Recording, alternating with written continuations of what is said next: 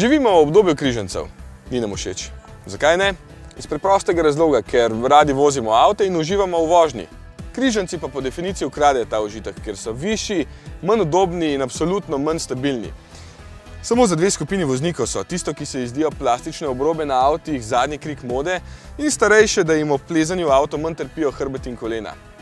Te še razumem. Zdaj pa se je svet obrnil na glavo. Križanec, ki si ga želimo? Ma ja, nemogoče. Pa je, na te smo dobili Mazdo CX-3. Križanec v pravem pomenu besede, ki je vsem všeč, celo nam. V bistvu izgleda, kot da bi se pri Mazdi dve Japonci držali nazaj z oblikovanjem, pri CX-3 pa so šli do konca s svojim oblikovalskim jezikom kodo. V primerjavi z Mazdo 2 dobite več zaščitne plastike in 4 cm višino, kar se pozna predvsem v kabini pri prostoru za glavo. Ja, čeprav izgleda večje, tale v bistvu temelji na manjši dvojki, ne pa trojki, kot ste morda pomislili. Zato je armaturna plošča takšna kot pri dvojki in podobno veliko oziroma malo je prostora za noge. Prtljažnik pa je večji za kar 70 litrov, skupno torej 350, ker sta previsa daljša. Skoraj vedno se nam zdijo križanci pretrdi. Tudi tale CX-3 zaradi velikih koles nikakor ni terenc, že makadam postane neudoben, ampak se pa zato po cesti pelje skoraj kot dvojka. Krmiljenje je lahkotno in odzivno, nagibanje karoserije je malo, ampak od Mazde itak ne pričakujem nič manj, zato tudi pri CX-3 nikakor nisem razočaran. Skupaj s tem odličnim volanom in ročnim menjalnikom, ki je verjetno najboljši v razredu, je vožnja res prijetna. Zelo pa pogrešam eno stvar, naslon za roke.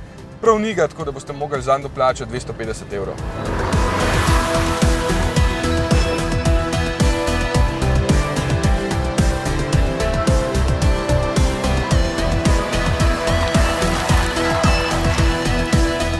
Motorna paleta pa še zdaleč ni enaka kot v dvojki. Tukaj so motorji iz trojke.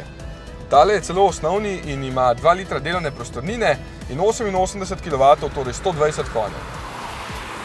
Če ste vajeni turbomotorjev, se vam najprej zdeli, da je zaspan in šibek, v resnici pa do stotice potrebuje samo 9 sekund in če mu dovolite, da se malo zavrti nad 4 urje, boste hitro ugotovili, da še zdaleč ni počasen. Močnejšega ne rabite, razen če želite še 4-kolesni pogon. Tudi poraba, če upoštevate, da gre za 2-litrski bencinski motor, ni velika. Na testu 7,5 litrov. 21 urjev. Če gledate na ta avto samo kot na dvignjeno dvojko, ni malo. Ampak tudi v resnici to je velika več avta. Tale ima recimo opremo Revolution, kar pomeni delno usnje v kabini, na katerem se boste polet potili kot konj. Konj Švica dejansko. Gledam pa projekcijski zaslon ima, hude merilnike, 18-palčna platišča, LED luči, zaviranje v sili, ohranjanje pasu in podobno. Veliko muzike za dober denar. Cenejše ne kupujte, ker potem ne bo izgledati tako dober, to pa je bil verjetno tudi edini razlog, da ste si jo res želeli, dokler niste videli tega testa, ne?